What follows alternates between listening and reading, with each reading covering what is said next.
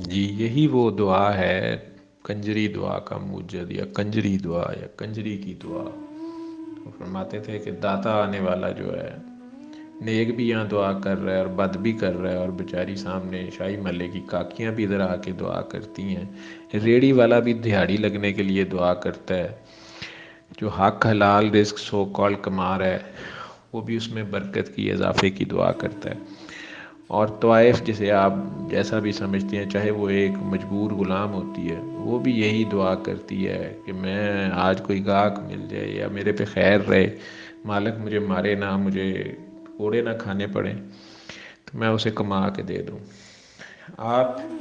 یہاں داتا کی جگہ آپ داتا کو رہنے تو آپ اللہ رکھ لیں، اللہ جو داتا سب سے بڑا داتا ہے، تو اس کے سارے دعا مانگتے ہیں، گناہ گار بھی اس سے مانگتا ہے، طوائف بھی اس سے مانگتی ہے،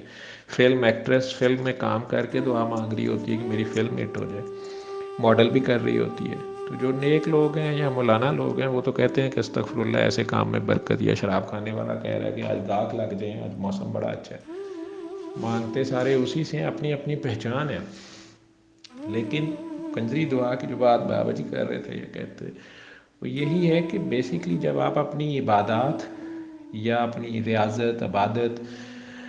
اپنے زہد کے زوم میں آتے ہیں، میں بار بار کہتا ہوں یہ پارسائی کا جو بت ہے کہ میں نے تو بہت کچھ کیا ہے اور اب اللہ کو میرے ساتھ ایسے کرنا چاہیے، یہ ہمیں مرواتا ہے، یہ عجز نہیں، یہ سرکشی میں لے جاتا ہے۔ جیسے شیطان جو ہے وہ اپنی عبادت کے زوم میں، اس نے آج تک شرک نہیں کیا، اس کا اور کوئی گناہ سامنے نہیں ہے اس وقت تک کا، لیکن اسی پارسائی اور بڑائی کے زوم میں اس کو دوسرے میں خامی نظر آ رہی تھی، تو وہ سرکشی کر گیا۔ اور ہر مخلوق کی آزمائش ہے، ہر مخلوق کو آزمایا گیا اس سے بہتر مخلوق بنا کے، یا اس سے اوپر کسی مخلوق کو کر کے اسے کہا گیا یو ہیو ٹو سرنڈر ہم، یو ہیو ٹو سجدہ یا سرنڈر کرنا پڑے گا، تم اس کے انڈر ہو، یہ تمہیں گورن کرے گا۔ اور فرشتے نوری مخلوق تھے، ان کے اوپر ناری کو، جن کو لگایا گیا، عزازیل کو یا ابلیس کو، کہ یہ اب تم لوگوں میں سپیریئر ہے، انہوں نے اس کو سرنڈر کیا، اس کو مان لیا اپنا لیڈر۔ لیکن جب آدم کی باری آئی، فرشتوں نے بھی اعتراض کیا کہ یا اللہ یہ تو مٹی ہے، گارا ہے، بدبودار، اور یہ زمین میں فساد کرے گا، اس کے اندر فساد ہے، عجلت ہے۔ تو اللہ نے انہیں کہا تم وہ نہیں جانتے جو میں جانتا ہوں۔ اور پھر آدم علیہ السلام کو کچھ لفظ سکھا کر، کچھ چیزوں کے نام دے کے، علم اسماء جسے کہتے ہیں، کچھ لوگ کہتے ہیں کہ اس کے ذریعے فرشتوں کو کہا ان چیزوں کا نام بتاؤ، بالکل نئی چیزیں تھیں، انہیں نہیں پتہ تھا، اور آدم کو کہا گیا بتاؤ، اس نے بتا دیا۔ تو فرشتوں نے اس فوقیت پہ کہ اللہ نے اسے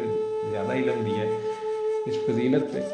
انہوں نے کہا ٹھیک ہے، تو جو تو جانتا ہے یا جو تو چاہتا ہے، جیسے تو بہتر سمجھتا ہے، وہ ہم نہیں سمجھتے۔ تو بیسیکلی وہ اللہ کو ہی سرنڈر کرنا ہوتا ہے اگر وہ اپنے کسی بندے کو آگے کر رہا ہوتا ہے۔ تو شیطان اس ٹیسٹ میں فیل ہوا، اپنی پارسائی کے زوم میں، اپنی بڑائی، اپنی نیکی، اپنی اعلیٰ نسب کے زوم میں۔ لیکن آدم کا ٹیسٹ کب ہوتا ہے؟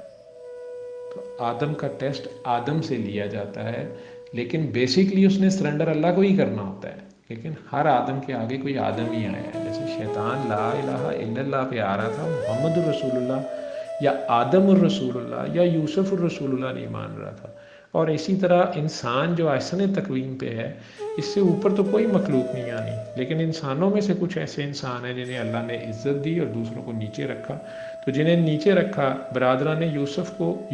کو اپنے سے اوپر ماننا ہے،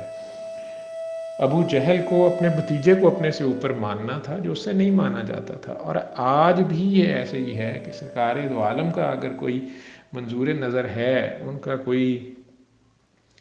ایسا دیوانہ مستانہ ہرکارہ ہے جیسے بابا جی ہیں، تو انہیں دنیا نہیں مان رہی تھی، لیکن اللہ نے جس کا نام اونچا کرنا تھا، جس کو جہاں رکھا تھا، وہ وقت نے ثابت کر دیا ہے اور ثابت کر رہا ہے اور بھی کرتا رہے گا۔ تو آپ کا، انسانوں کا، ہمارا جب بھی ٹیسٹ ہوتا ہے وہ آدم سے ہی لیا جاتا ہے، اور ہم سے وہ اپنی انا میں مانا نہیں جاتا کہ دوسرا ہمارے سے بہتر ہے۔ تو یہ غلطیوں کی خلش، یہ کنجری ہونے کی خلش، یہ ساتھ رہے تو بندہ عاجزی میں رہتا ہے، یہی ہے۔ تو وہ بیسیکلی کنجری یا گناہ گار بھی دعا پھر یہ کرتا ہے، جو کنجری دعا ہے وہ کہ میں تو ہوں ہی گناہ گار، لیکن تو رحمان ہے، جیسے بچہ جتنا مرضی گندا یا غلط کر کے آیا ہو، گھر اطلاع بھی ہو گئی ہے، لیکن بہرحال ماں کے آگے پیش ہوتا ہے. اور ماں کا ڈر یا اللہ کا ڈر یا معشوق کا ڈر یہ نہیں ہے کہ وہ ڈراؤنا ہے.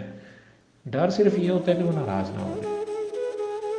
ٹھیک ہے، یا زیادہ دیر ناراض نہ رہے، یا اب وہ راضی ہو جائے میرے سے، وہ راضی ہو جائے، ٹھیک ہے، اور اس کی رضا میں راضی ہوں. لیکن پھر جب حکم عدولی ہو جاتی ہے تو پھر شرمندگی سے جب بھی آپ پیش ہو جاتے ہیں، خلش کا نام توبہ ہے. تو یہ عاجزی ہی آپ کو آگے چلاتی ہے.